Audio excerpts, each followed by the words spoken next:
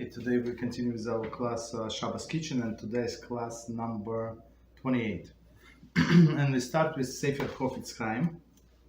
And big topic is the same, 7 conditions. And so we did not finish the 7 conditions yet, right? Last time we were discussing condition number 5. Okay, so today we continue with the same topic, and it says constructive result. In day 145, today's previous day, right? We learned that one may relate rechilus for constructive purpose only if his intent is pure and unsullied by the personal motivation. Indeed, constructive intent is what distinguishes a consorted responsible individual from a rachil gossiper. So it's very interesting. It's very important to know that, the words that person is going to say are the same words, right? But the motivation is not so obvious, right? So motivation is something that between us and HaShem. So He knows our motivation, and we must know our motivation. And many times we have to check ourselves and ask ourselves, why exactly I'm talking about this person? Am I trying to save somebody, or because I don't like him? And that's my goal. Talk bad about him, right? So continue. However, proper intent alone is not sufficient to make such a talk permissible, unless there is a reasonable chance that the intended purpose will be accomplished. The speaker, though well-meaning, is guilty of gossip mongering. Okay. So even though his intent is good and he wants to help person, but he must realize whom he's going to talk about it, right? Or whom he's going to tell this information. Is this person that I'm going to tell this information is going to use this information, or he just say whatever. I do not care, right? So that's also very important. So if this information is useless and not going to be put for a proper used properly for intended purposes, so my motivation is irrelevant. Occasionally one finds himself advising friends who are victims of the physical or emotional abuse, whether in family, social or work setting, right? So people who do not qualify give advice, and I had some people in my life, even my students, they start giving me personal advice. I asked them, are you qualified to give advice? Why would you say so? I mean, you take responsibility. The advice that you give me or other people, it's very bold advice. Why would you say that? You say, no, I'm just saying that. I'm just speaking out loud, thinking out loud. Right? At times, the victim has yet to grasp the severity of his problem, or does not realize who responsible party is. Clarify these matters for the person and advising him how to deal with the other party would appear to be true act of kindness, genuine mitzvah. So a person is, some people are very naive, very confused, and they're very trusting, and other people take advantage of all of this, whether in family, at work, anywhere, right? Friends, so-called friends, right? And if you can open his or her eyes on what is going on and offer the solution, or at least offer at least this guidance, maybe where they should look for a solution, right? It's also very good, right? So that's a constructive. You're trying to help person. As I say, true kindness and genuine mitzvah. In many such situations, however, the victim lacks the courage to defend himself and will do little or nothing to improve his lot. When dealing with such a person, it is forbidden to show him how someone else is causing him agony, as that would be purposeless gossip.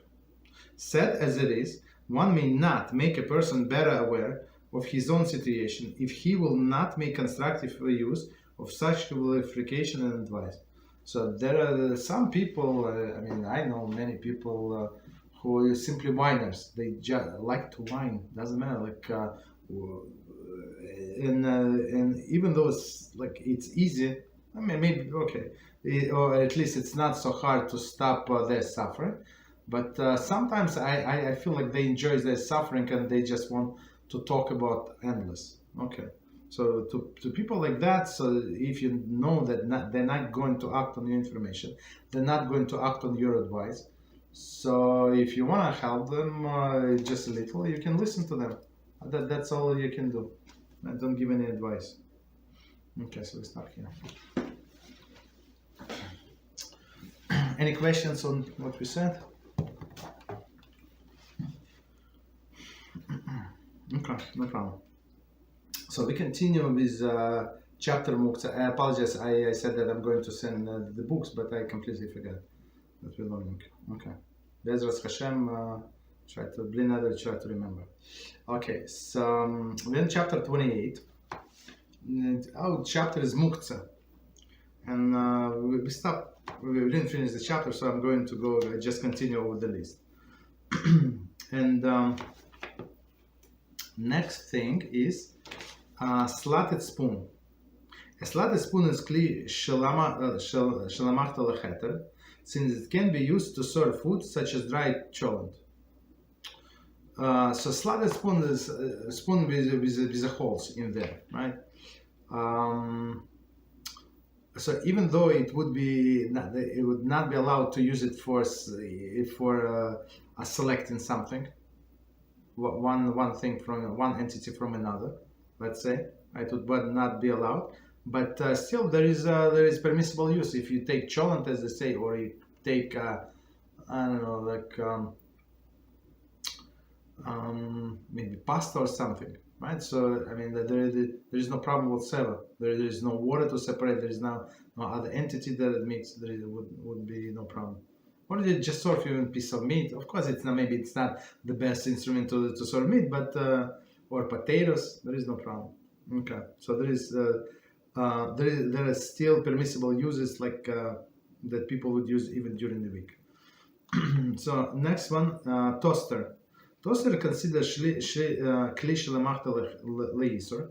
So kli shelamachta leisur, it's vessel that does not have Shabbos use, right? Permissible service. Category 2, since it has no practical permitted function. So we had the category 1. Category 1, just to remind us, we said like a hammer. So in case of the need, you have permissible use to crack open the nuts.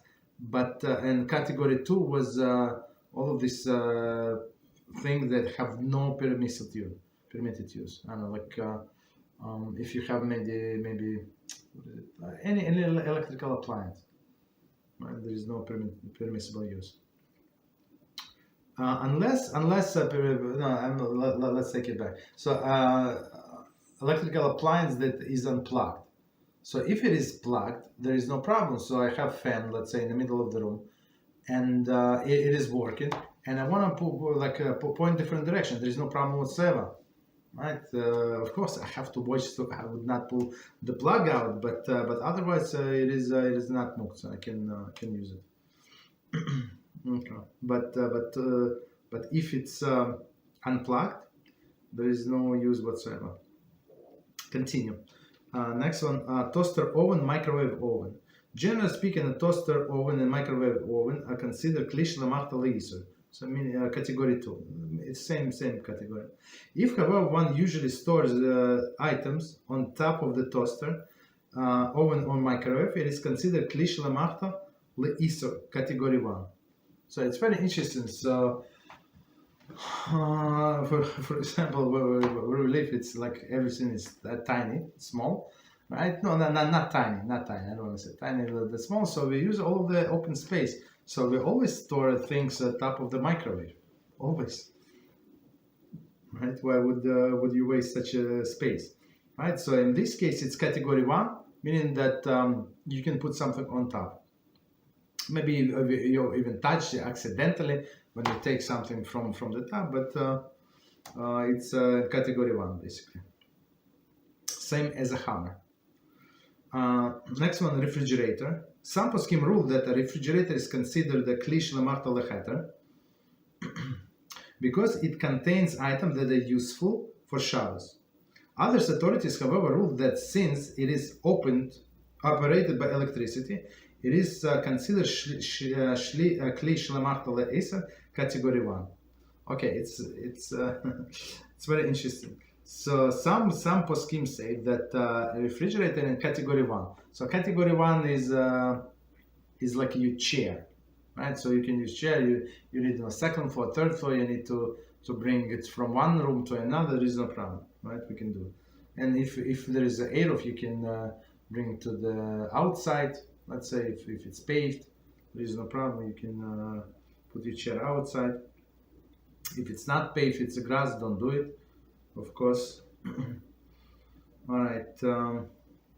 So some poskim say that refrigerator is like the chair, right? The category is kli shlemachta le'chether, right? But others say it's kli shlemachta le'isur. Why? Because it's still connected to electricity.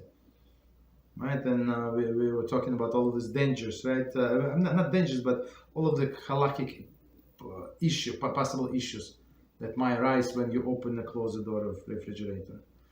So they put it in category 1. So category 1, kli shlemachta le'isur, meaning in a forbidden category, but in category 1, meaning if it's needed for Shabbos use, yeah, of course you can use it. Same with the hammer. So hammer, if you need to crack open the coconut, yeah, it's allowed. But otherwise, you cannot just move it because you're arranging your tools in your toolbox. No. Okay, so same refrigerator. Therefore, if something fell behind the refrigerator, one is permitted to move it from its place in order to retrieve the object. This is because moving a refrigerator in such a case would be letzorech mikama, which is permissible for kli shlemachta le'isur category 1, and certainly kli shlemachta le'chether. Very interesting. So they say, well, what is the practical application? What category it's on, right? What do we care? We already said that we can open the door. Maybe that's enough. No, they say no. There is another practical application. Let's say you put something on top, or kids put, and let's say it's food. Right? If something like, I don't know, some things that do not spoil, okay, let them stay there until after Shabbos.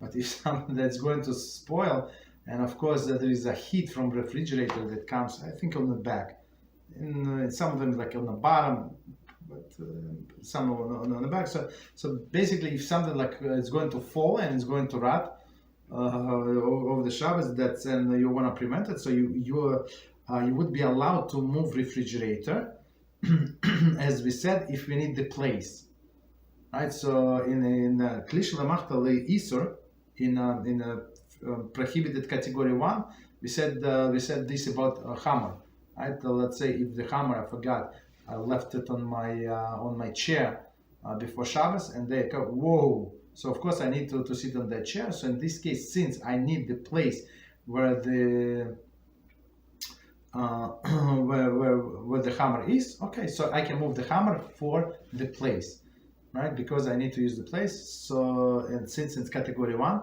so same in with the refrigerator. So I need to remove the refrigerator from its place. Why? Because I need to retrieve this item that fell behind the refrigerator. Of course, if it's even go with a stricter opinion, if you go with the first opinion, which is more lenient, and we said this the refrigerator in the category of kli shlemachta le'chether is a chair, right? So there is no problem whatsoever to move it for its own place. Okay, as we can move chairs, as we said, we can wherever you want. And other furniture, if you need to move your couch, I don't know, you have more people. Okay, no problem. Continue. All authorities agree, however, that the refrigerator door is a kli shlemachta le'chether. See below regarding Muktze items in the door. Okay. So it's very interesting.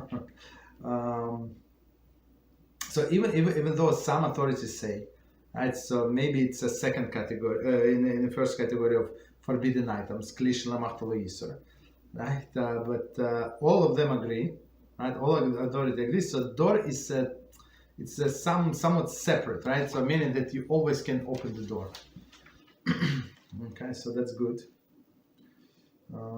Okay, continue. In chapter 27, meaning previous chapter, see the chapter 27 regarding appliances, about opening the refrigerator door on Shabbos. So we spent some time, I'm not going to repeat. The bottom line, you can open the door. Additionally, when it comes to moving the refrigerator shelves, the halacha depends on the size of the refrigerator.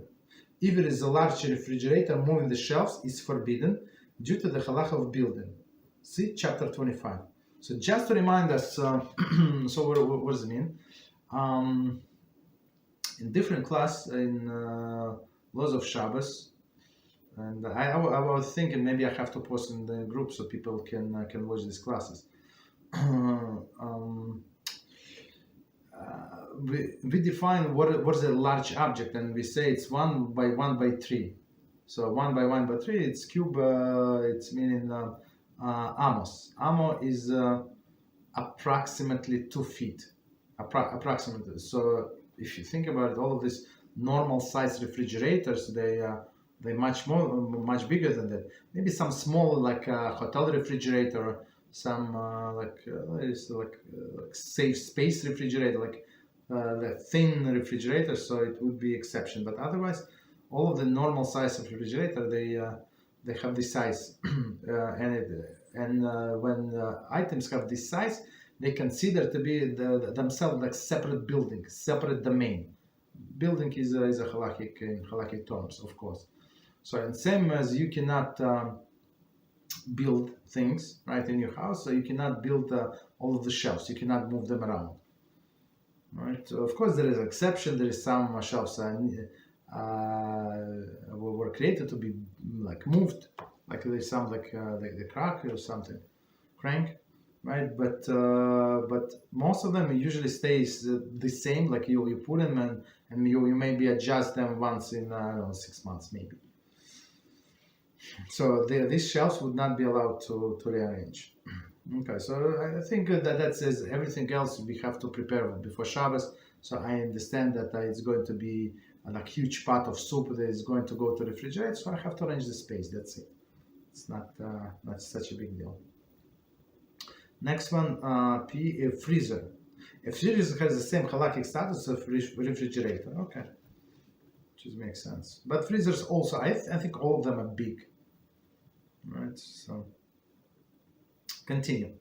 Muktze items in refrigerator or freezer door. That's a good one. Most poskim rule that a refrigerator or freezer door contain both muktze items, for example, yeast, raw barley, raw barley, and not muktze items, for example, ice cream, soup, etc. One may open it on Shabbos.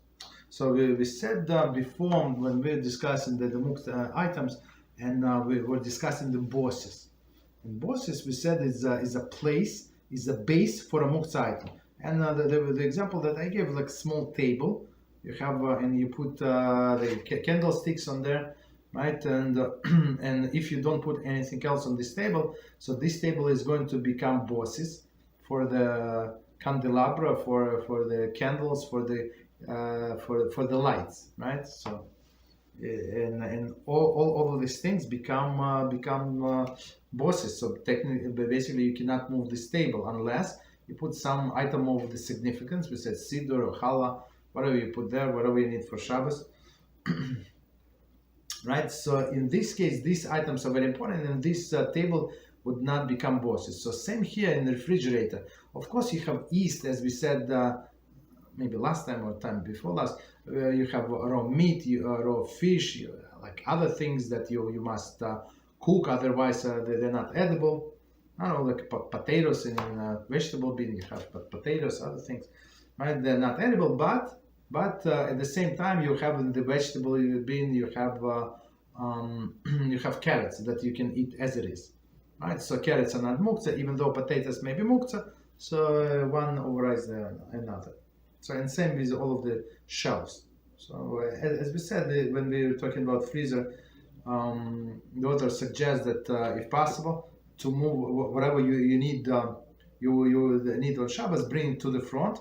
And whatever you don't need, just put it on a little to the back, like raw meat or something, raw fish. So continue. Some poskim rule that even if the door, refrigerator or freezer has only Muktze items stored, very interesting. For example, raw beans slash flour, right? No, not slash, common flour. One is permitted to open the door. Still, it is praiseworthy if one does not entail such an effort to remove the Muktze items from the door prior to Shabbos, if there are non-Muktze items there as well. Okay. If there is no non-Muktze item there as well. So as we said, as we just explained, I just explained from other direction. So if you have Muktze item, there is no problem. But if, I'm not sure how is it possible, but I guess possible, because on a door in a freezer section, you have like small compartments, you have maybe store all this Muktze item. I don't know. Okay, usually it's combination. Okay. But even if you have all of the Muktze items, as they say, author, it's not a requirement, it's not Halacha, but it's preferable that we move them out. So we can open the door. Any questions on what we said?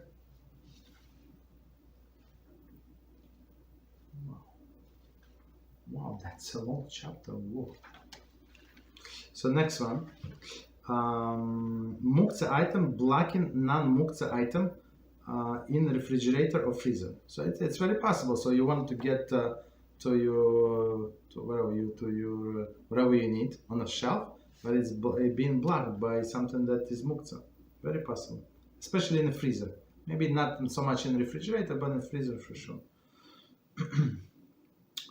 If Muktze items, for example, raw gefilte fish, is in the refrigerator or freezer and is preventing access to the non-Muktze item, for example, challah, there is a need that is needed for Shabbos, the item may be moved in the following manner. So we always try when we move Muktze, even though it is permissible, we're trying to always do it in indirect manner. So for example, when I was given this example with a hammer on a chair, even though it says that you're allowed to move chairs, so try to move the chair with a hammer. Right? Just take the chairs wherever you need to take and shake over this hammer wherever you need to. Okay, and the same thing with everything else. One should place his hands in a freezer refrigerator to take hold of the non-Muktze item, for example, challah, while removing the Muktze item. One may I apologize, one more time. While removing the non-Muktze items, one may place his hand in front of the freezer or refrigerator shelf in order to block the Muktze item, for example, gefilte fish, from falling out. In this event, in the event it's not possible, one may push the Muktze item, for example, gefilte fish, to the side using non-Muktze item, for example, knife. If some Muktze item end up falling on the floor, in the process, it is best to leave them there. Okay. If, however, the item that fell on the floor are worth a lot of money, and they will no longer be salvageable after Shabbos, one should ask halachic authorities how to proceed. See page 319. Okay, so basically it's not, there is no mitzvah, as Rabbi Mizrahi Shlit always say, there is no mitzvah in Judaism to be stupid. There are many mitzvahs, but stupid, no. Okay, so we need to get something in from the freezer, and it's possible. Let's say you have many guests, and Baruch HaShem, younger people, they were hungry, and they ate all of your challah. Guess what? Okay, they left, but you don't have any for Seudah Shlishi, for the third meal. So what do? So you have to get from refrigerator. It's not like you are not prepared. Okay, you prepared, but they ate a little more that you expected, right? Baruch Hashem. So the first solution that he has. So you have the shelf, right? You have a shelf. So you put your hand on the shelf. So if something is going to fall, you're going to stop it from falling, and try to grab behind that Muktze item. right? Or if it's not possible, meaning that they block him completely. So if it's blocking completely, they try to move with something like a knife. Okay, you can do all of these things, but be careful. But he said if it's going to fall, this Muktze item, it's preferable not to move it. So meaning before you do things, be very careful and try not to, not to let it fall. That's it.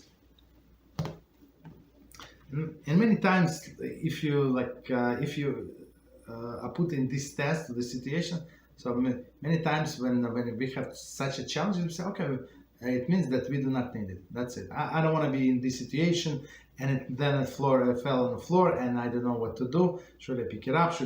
Does it cost a lot of money? Maybe for me, yes, but for other people, it's not. When people are watching, and okay, so it's better not to do it, basically. but if you can be careful, if it's only like you can hold, let's say the ice cream, you can like hold it. No, ice cream not a good example. You hold the piece of raw meat, right, with your hand and pull out the halachos, so there is no problem. So you're not moving it directly. Okay. The same procedure would apply if there is a Muktze items, for example, raw macaroni, raw rice, blocking necessary Shabbos items, for example, matzah, in a pantry closet or in the kitchen cabinet. It's also possible you want to get cookies, right?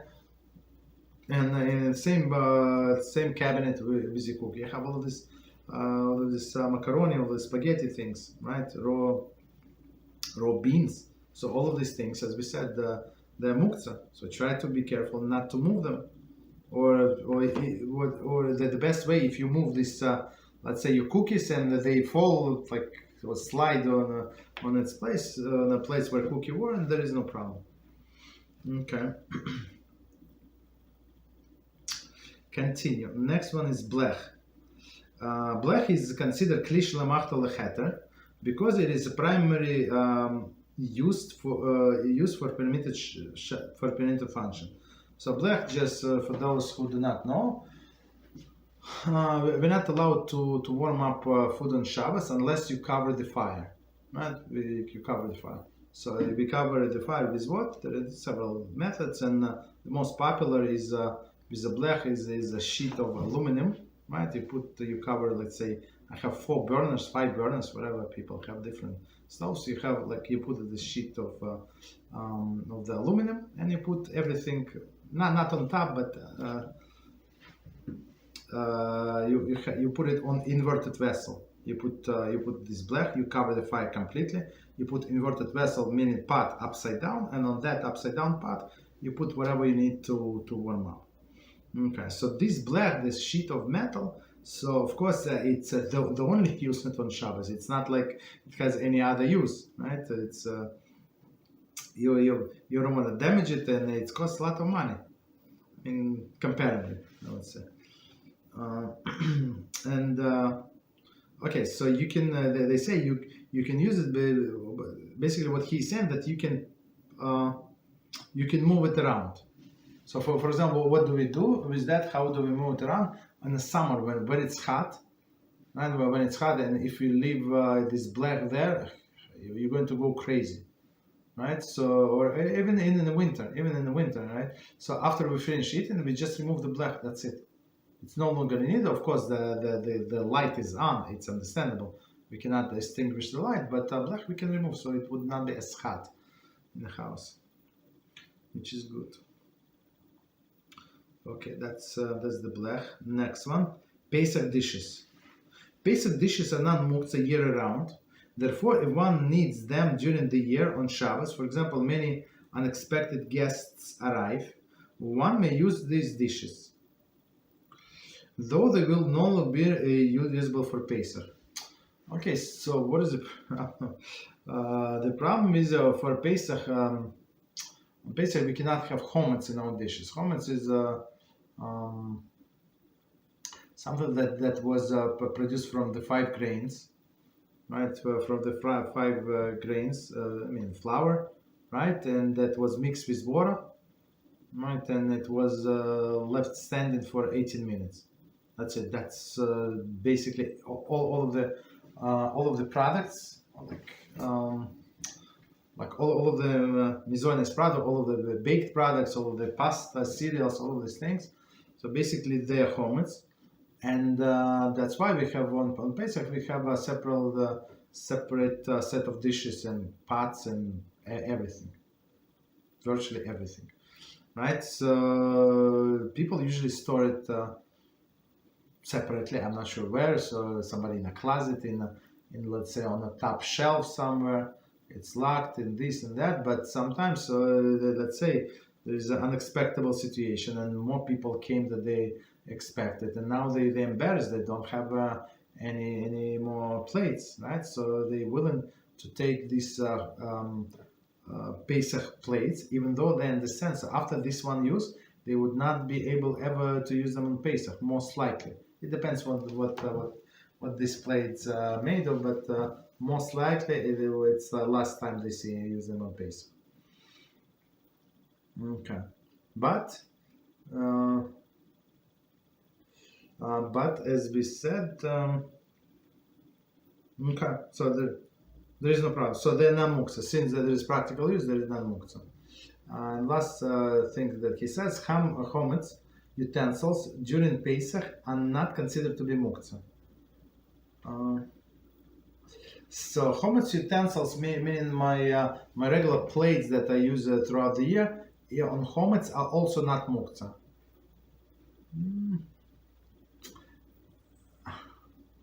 I'm not sure. I mean, technically, if I cover that completely, right? Like I said, with aluminum foil or with some with plastic or something. So my food, whatever I have, is not going to touch this chametz plate. There is no problem technically. But practically we don't do it. But just so you know, it's not Muktze. Now next one, matches. Matches is considered kli shlamachta le'isur. I'm sorry, le'isur category 2. Since it is used since it is used for forbidden purposes and has no practical permitted use in Shabbos. Okay, so I mean, matches have only one thing, right? Only one application is to make fire, to create fire. Okay, so that's why they're in category 2. So meaning that you cannot move them. Muktze, and you cannot move them. That's it. Next one, oven knobs. Oven knobs are considered kli shlamachta le'isur, category 2, because one may not raise or lower the flame on Shabbos, and knobs have no other practical permitted use on Shabbos.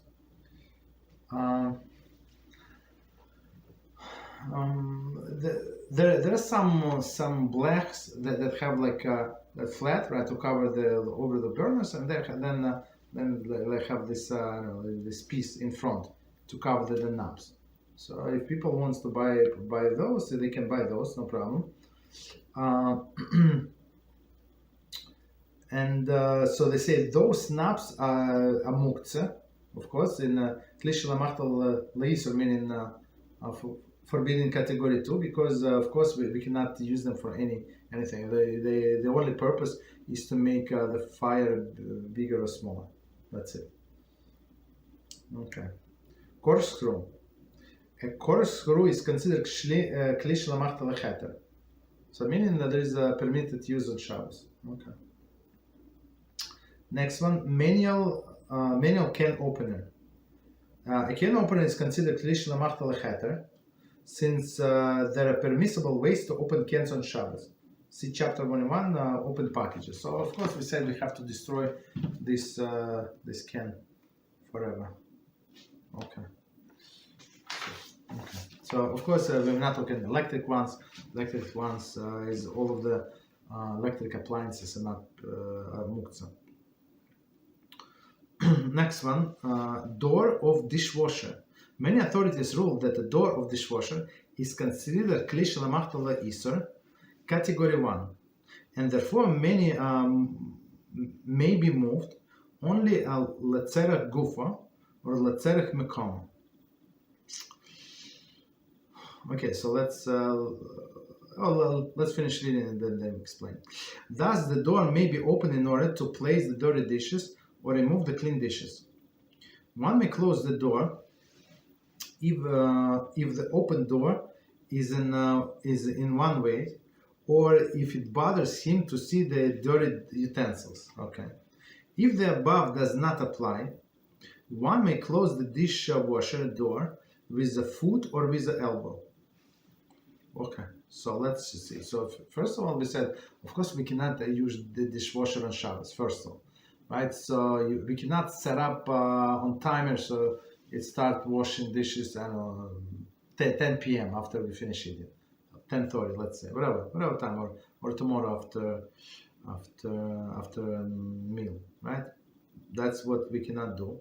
But as we said before, some people use the dishwasher for store dishes, clean dishes or dirty dishes, right? So I mean, well, let's say we washed dishes before Shabbos started, and we left everything there because for whatever reason there was no place on the counter. Whatever reason, that doesn't matter.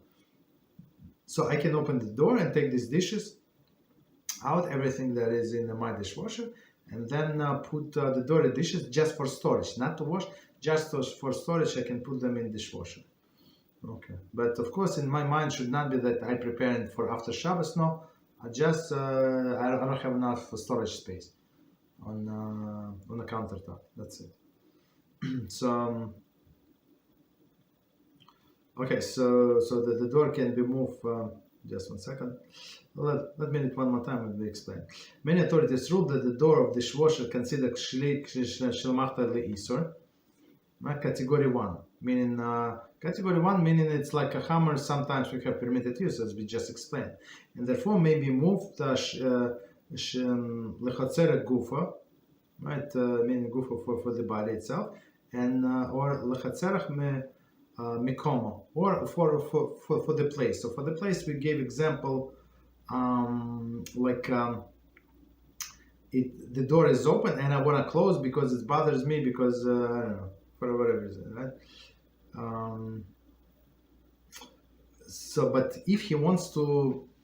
But if it's just open, the door is open, there is nothing in there. For example, we forgot to close or didn't close completely, and now it's open by itself. So he said that it's very interesting. So try to close the door dishwasher in an unusual way.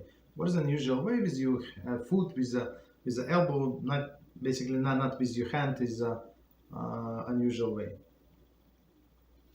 Next one, door of oven. According to any questions on what we said? Any questions? Okay.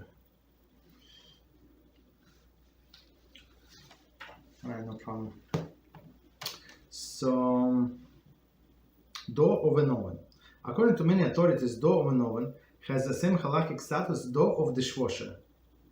There is a kli shlamachta isur, category 1, which may be moved only lechatzeret gufa or lechatzeret mikomo, even if the oven is not on. Thus, if someone wishes to store his dirty dishes in the oven, the door may be open in order to place the dirty dishes inside. One may also close the door one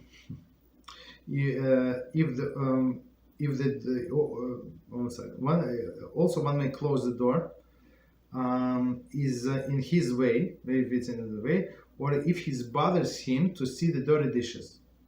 If the above does not apply, one may close the oven door with a foot or an elbow. So we're talking about, I'm not sure, like, why would somebody store dirty dishes? It's going to smell, the oven is going to smell bad. But okay, if the person does not have space, and let's say the dirty, it's not dirty dishes, let's say we serve the soup, we finish with the soup, and it's and a big pot left, and there is no place, we live in a small place, right? There is no place on the counter, right? So if they want to open on the stove and put it there, there's no problem. The only thing you have to think about it if you have a light in the stove. So some stove, the more modern one, have not all of them, but some of them have Shabbos mode. So Shabbos mode meaning that the lights are not going to go on. So, or you, like in olden stove that we had like manual switch. You can turn the light on or off. But in this one, it's like from some years, like not maybe 3, 4, 5 years. I don't remember. Some years ago, right? So it's considered to be newer, much newer. So there is no automatic switch. So it's very interesting. Unless you set the Shabbos mode, that's it. It's not. There's no way for you to prevent from light to go on. So you have to prepare it before Shabbos. Right? Or don't use it. Don't open the door. But if you have the older style that like we have from 25 years ago, so when there is a manual switch, there is no problem. You can open. You can put your dirty dishes, whatever, dirty pots, whatever you need to put. No problem. You use it as a storage. Okay. And you can open the door and close the door. But if you want to close the door for no of these reasons, so they say do it in direct way, meaning with the elbow, with the foot, with something. Like with your side. If one is taking hot food out of the oven on Shabbos, he may open the door to remove the food, since it would be l'chatzeret gufa, right? So of course, if you have food, that's what we have sometimes on in the summer because it's hot, right? So we warm up like very hot to make dish very hot and leave it in the stove. We don't open it. So, and it can keep it hot for a considerable amount of time, maybe 1 hour, maybe like almost 2 hours. There is no problem; it's still hot, right? So in this case, you can open normally because you open the stove for permissible use to get your food that you need for Shabbos. Of course, make sure that the light is not going to go on. He may close if it's open or in its way. If not, he may close it with a foot or an elbow. Okay, so we finished this cycle. So he went to from A to Z. So we finished on Z, and now we start the second one, right? And so start AA. So and AA is pots. Okay, it's very interesting. So some people think that just because this is pot, I can do whatever I want with it, which is absolutely not true, right? And there are many things that like a rolling pin or like some rolling board, like where you make dough, they're Muktze 100%, right? And these big pots that you can only use for cooking, they're Muktze 100%. You cannot move them around. Okay, number one, empty pots. Even though many people store foods in their pots, for example, they put pot with leftover food in the refrigerator. The main function of the pot is for cooking, and it is therefore considered kli shlamachta isur, category 1.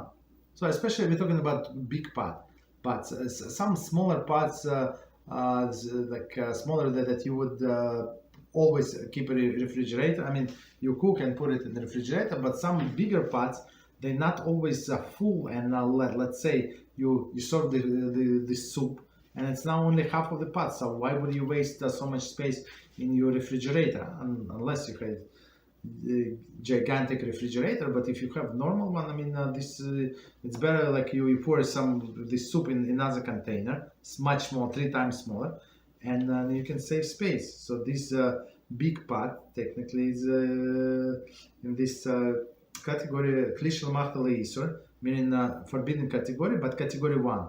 Meaning what? If needed, if I have no choice, I would use it for storage, but otherwise I would not. One may move it to store dirty silverware. Okay, inside it. Let's say a gufa. So if I need, so I have all the silverware, and let's say I pour some water in this pot and I want to put all my silverware in the pot, there is no problem. Okay. Or if he needs the space, it is taken up on the counter. L'tzorach mikoma. So as it's classic example, right, of this vessel of kli shlamachta isur in category 1. So on one hand, the normal usage is we're not going to use for normal usage. Normal usage is for cooking. I'm not going to use this pot for cooking because cooking is forbidden, right?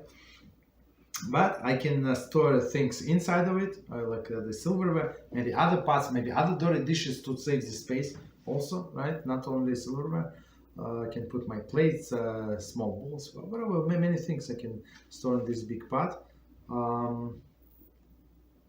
Or, right, so so I can move it because of the other utensil, because of permitted use, or I need the space, but this pot is. Okay, so it's for a pot, for a usage of the pot, for permitted purposes, and for its space. Continue. However, oven to tableware. For example, Pyrex, which is meant for baking, serving and storing storing the remains of the food is considered klish lamachta lecheter. So Pyrex is a different story. Sometimes the people, if they don't have like serving dishes and stuff like that, serving plates, so they would use even Pyrex. It's a glass. It looks more or less presentable, obviously. Right. So this Pyrex, you can cook in it. Right. Some people cook, and some people use for storage, and you can cook for both of them, and you can even serve from them. Okay. So then it's in first. It's not the first category. It's absolutely permitted. Klish lamachta lechet. Number 2, pots containing food. A pot containing edible food is considered klish lamachta lechet. Of course, you can do whatever you need. You can put it in a refrigerator. You can put some other foods in there. Whatever you need to do. However, once the food has been transferred out of the pot, or if one plans to discard its contents, the pot reverts to the former status of klish lamachta leisur category 1. It's very interesting. Right, so while there is a food, there is no problem. It's permitted category klish lamachta lechet. Absolutely, there is no problem. You can do whatever you need with the pot. But once there is no food, so food inside of the pot, that's what it makes it permissible. Once the food is not there, okay, there is no Shabbos purpose for this pot. So it reverts back to the category 1. It's forbidden, but in category 1, meaning that there is still Shabbos applications. Okay, so let me check that a second. Okay. Okay, so continue. Next one, number 3. So we're on topic of pots. Soiled pots. Soiled, meaning dirty, right? Soiled pots, large and small, may be moved if the person is disturbed by have them near him. Okay, that's understandable. This is permissible due to the heter of graph shell ray. It is repulsive. Okay, so and we said about other things. If a person is repulsed by something, like always a smell, with how the things look, so we are allowed to move it. So that's very interesting. And even some laws, as we're going to learn, move the side because the person is repulsive, and we know that we have to enjoy on Shabbos. Okay. Pot covers. Pot covers have the same halakhic status as pots. Therefore, if the pot cover is covering a pot containing food, the cover is considered klish lamachta lechet. So if it's with food, it has status of the pot. So basically, okay.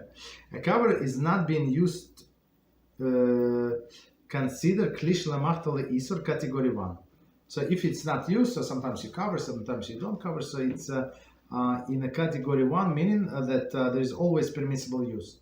So maybe I can use it to cover different pot, right, or something else. Okay. So next one, BB, it was AA, not BB, cookbook. Cookbook, according to some authorities, is considered klish lamachta lechet. See chapter 24 on reading menus. So cookbooks, klish lamachta lechet, meaning that there is permissible use. What is permissible use? Person wants to study cookbooks. even though for normal people it would be waste of life and a waste of time, right? Not to learn Torah on Shabbos, but of course, if there is a choice, they're going to read newspaper or I don't know, whatever, the magazine, or read cookbooks. Let them better read cookbooks. There is no question about it. Continue. CC. Measuring cup, spoons.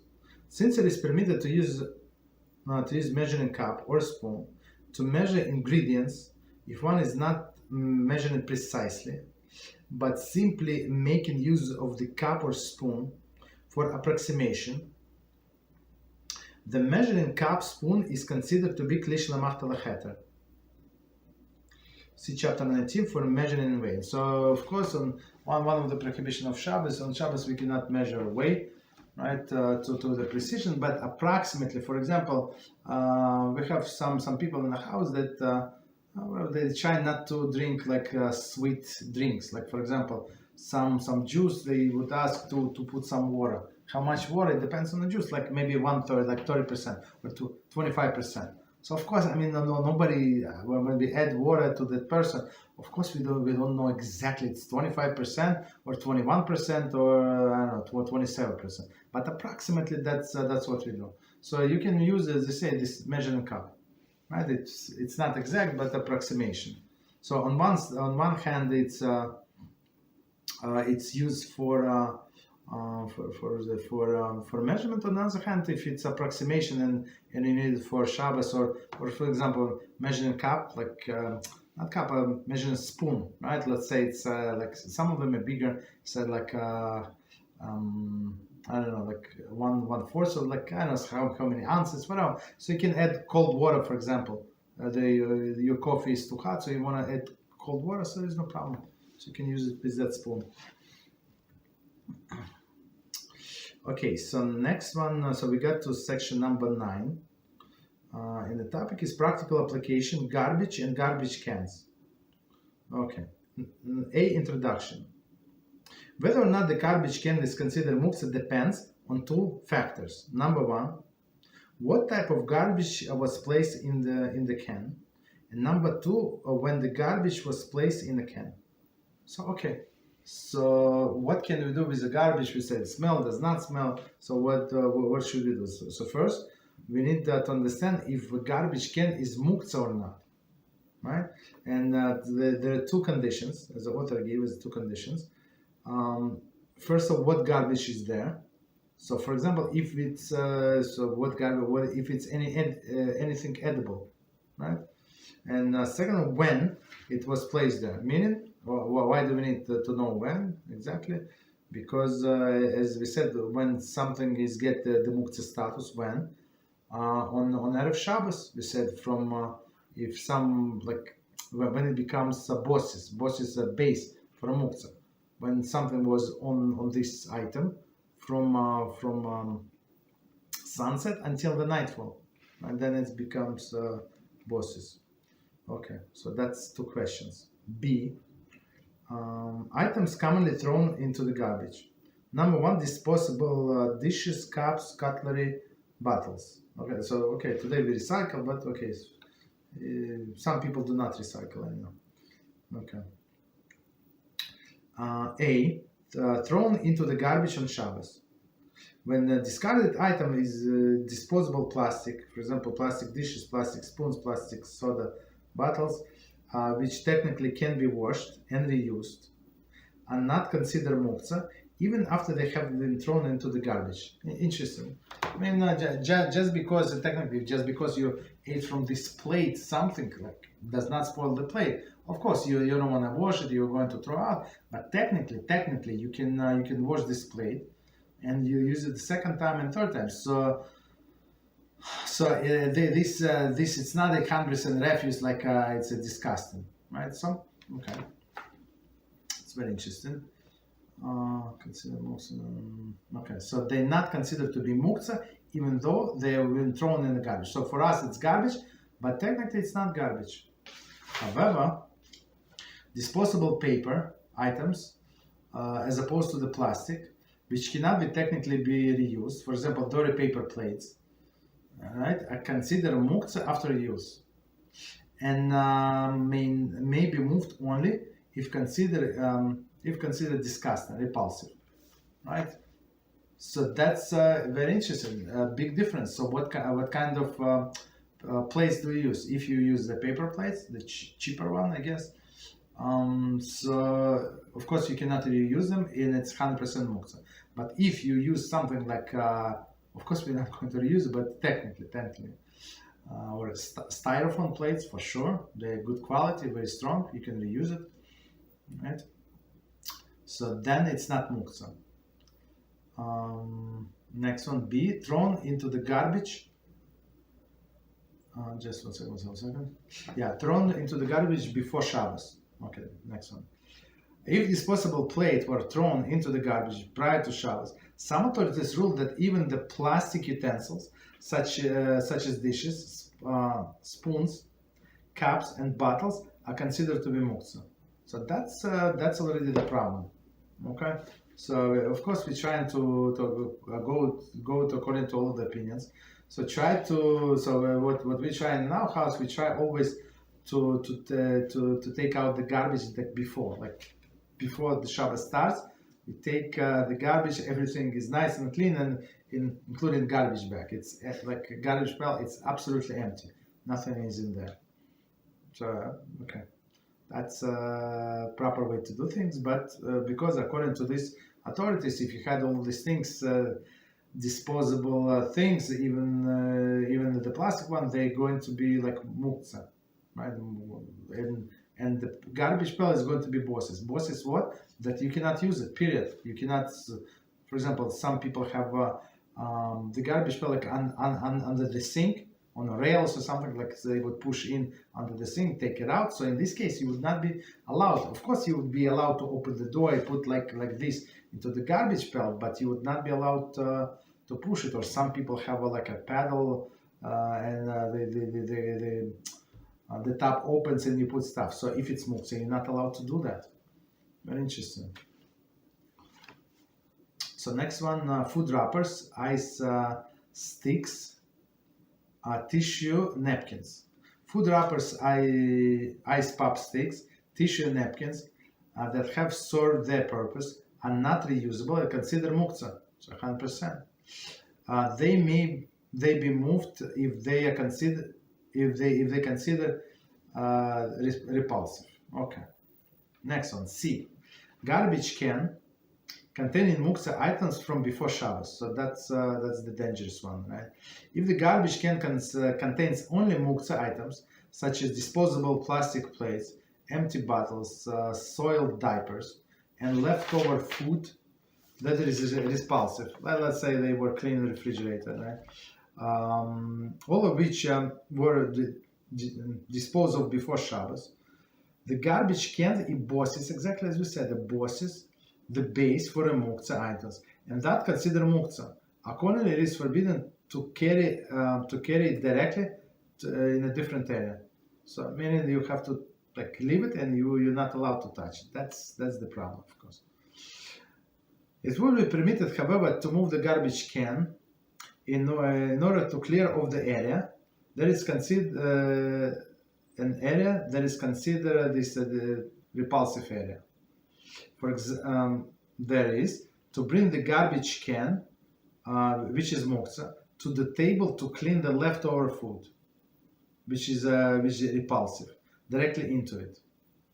See below about taking the full garbage out. So I mean, so it's very interesting solution that the author gives, right? So if you need it, even though it is a Muktze, but if you need it to do something for permissible use, and what is permissible use? Permissible use is to clean from the table, right? All of these things. Okay, so in this case, you can take the whole can with all of the Muktze to the table and remove all the disgusting things. If, however, already before Shabbos, the garbage can contain only food items that are not repulsive, then even the empty bottles and used paper goods were thrown inside before Shabbos. It is considered bosses. the base for the Muktze items, and also for the non-Muktze items, and may be moved as needed. So the best thing, as we explained before, if you have some non-Muktze items, same concept. If you have on this small table, right, where you have your candles, you have your cedar. So even though the candles start burning, it was on bench Hashemashos, meaning after the sundown, there is no problem because it was my cedar on the table, so it remains non-Muktze, non-bosses. So same here, if you have a garbage that is edible, let's say I was eating the apple and I threw the apple core, so there is still some food in there. So some people they would finish more, but I did not finish. There is still some, but so then this garbage is not Muktze. Okay, so we can stop here, I guess. So it's a very long topic. Maybe one more class and we finish. Beezrat HaShem. Any questions on any topic or this topic?